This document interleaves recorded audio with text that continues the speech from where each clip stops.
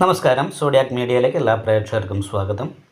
2025 ഫെബ്രുവരി മാസത്തെ പൂയ നക്ഷത്രക്കാരുടെ നക്ഷത്രഫലം ഒന്ന് പരിശോധിച്ച് നോക്കാം. പൂയ നക്ഷത്രം എന്ന് പറയുമ്പോൾ കർക്കിടകൂറാണ്. കർക്കിടകൂറുകാർക്ക് സർവാഭിഷ്ട സ്ഥാനത്താണ് സർവേശ്വരകാരകനായിരിക്കുന്ന വ്യാഴം സഞ്ചരിക്കുന്നത്. അതുകൊണ്ട് തന്നെ ദൈവാധീനം നല്ല രീതിയിലുണ്ട്. അത് മാത്രമല്ല, ലഗ്നത്തിൽ നിന്നിരുന്ന ചൊവ്വ 12ാം ഭാവത്തിലേക്ക് മാറി. അത് വക്രഗതിയിലാണ് മാറിയിരിക്കുന്നത്. അത് കാരണം കൊണ്ട് തന്നെ പൂർണ്ണ ബലവാനാണ്. അപ്പോൾ ലഗ്നത്തിൽ നിന്നിരുന്ന ചൊവ്വ ശാരീരികമായിട്ടുള്ള അസ്വസ്ഥതകൾ പോലെയുള്ള കാര്യങ്ങളൊക്കെ ഉണ്ടായിരുന്നത് ഒക്കെ മാറി അനുകൂലമായിരിക്കുന്ന ഗുണഫലങ്ങൾ അനുഭവിക്കാനായിട്ട് ഈ മാസത്തിൽ യോഗമുണ്ട്. മാത്രമല്ല, ലാഭാധിപതി ഭാഗ്യസ്ഥാനത്തും ഭാഗ്യാധിപതി ലാഭസ്ഥാനത്തും ഒരു പരിവർത്തന യോഗം ചെയ്ത് നിൽക്കുന്നു എന്ന് പറയുന്നൊരവസ്ഥയുള്ള കാരണം ഭാഗ്യം കൊണ്ട് നല്ല ലാഭം ചെയ്യുന്ന പ്രവൃത്തിയിൽ നേടാനായിട്ട് സാധിക്കുന്നതാണ്. മാത്രമല്ല, കർമാധിപതി പൂർണ്ണ ബലവാനായി വന്നു എന്ന് പറയുന്നൊരവസ്ഥയുള്ളത് കാരണം കൊണ്ട് തൊഴിൽ ഒരു മാറ്റത്തിന് ശേഷം നല്ല രീതിയിലുള്ള ഉയർച്ച അഭിവൃദ്ധി ഉണ്ടാകാനായിട്ട് യോഗമുണ്ട്. എന്നാൽ അഷ്ടമത്തിലാണ് ശനി. അഷ്ടമത്തിൽ നിൽക്കുന്ന ശനി സൂര്യനോടും ബുധനോടും യോഗം ചെയ്ത്, അപ്പോൾ ദുരിതഭവനാധിപതിയും സഹായ സ്ഥാനാധിപതിയായിരിക്കുന്ന ബുധൻ അഷ്ടമത്തിൽ വിശ്രുത ഗുണ എന്ന് പറയുന്ന യോഗം ചെയ്ത് നിൽക്കുന്നത് കാരണം കൊണ്ട് കീർത്തി കേൾക്കാനും 4 പേരെ അറിയപ്പെടാനും സാധ്യതയുണ്ട്. എങ്കിൽ പോലും ശനിയോട് ചേർന്നാണ് നിൽക്കുന്നത്. അഷ്ടമാധിപതിയാണ്, അഷ്ടമത്തിലാണ്. അഷ്ടമശനി എന്ന് പറയുമ്പോൾ ശനി ആയുർകാരകനായത് കാരണം ദീർഘായുസിനെ കൊടുക്കും അഷ്ടമത്തിൽ നിൽക്കുന്നതുകൊണ്ട്. എന്നാലും ഇടയ്ക്കിടയ്ക്ക് ചെറിയ ചെറിയ ശാരീരികമായിട്ടുള്ള അസ്വസ്ഥതകൾ ഉണ്ടാകും.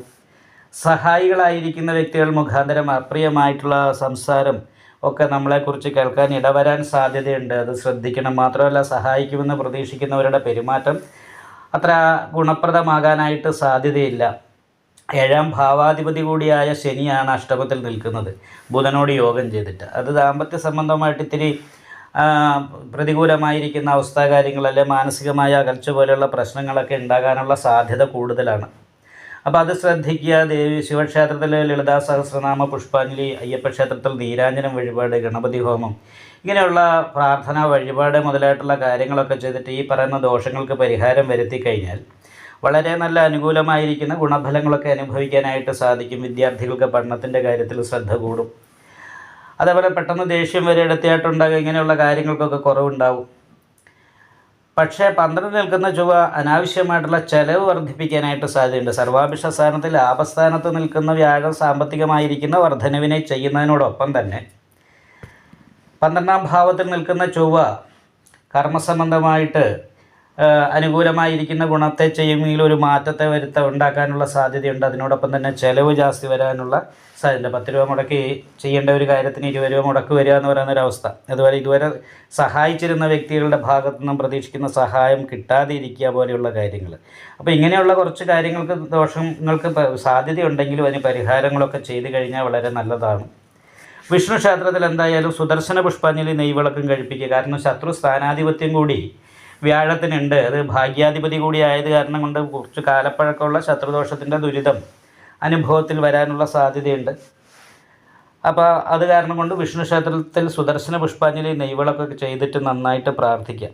അപ്പോൾ ഇങ്ങനെ പ്രാർത്ഥന വഴിപാട് മുതലായിട്ടുള്ള കാര്യങ്ങളൊക്കെ ഉണ്ടെങ്കിൽ വളരെ നല്ല അനുകൂലമായിരിക്കുന്ന ഗുണഫലങ്ങൾ അനുഭവിക്കാനായിട്ട് പൂയ നക്ഷത്രക്കാർക്ക് ഈ ഫെബ്രുവരി മാസത്തിൽ സാധിക്കുന്നതാണ്.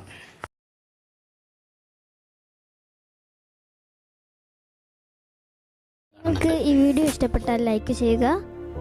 നിങ്ങളുടെ അഭിപ്രായങ്ങൾ കമൻറ്റ് ചെയ്യാം. ജ്യോതിഷവുമായി ബന്ധപ്പെട്ട കൂടുതൽ കാര്യങ്ങൾ അറിയാൻ ഈ ചാനൽ സബ്സ്ക്രൈബ് ചെയ്യുക. ഞങ്ങളുടെ ഓൺലൈൻ കൺസൾട്ടൻസി നമ്പർ താഴെ ഡിസ്ക്രിപ്ഷൻ ബോക്സിൽ കൊടുത്തിട്ടുണ്ട്. ആവശ്യമുള്ളവർക്ക് കോൺടാക്റ്റ് ചെയ്യാവുന്നതാണ്.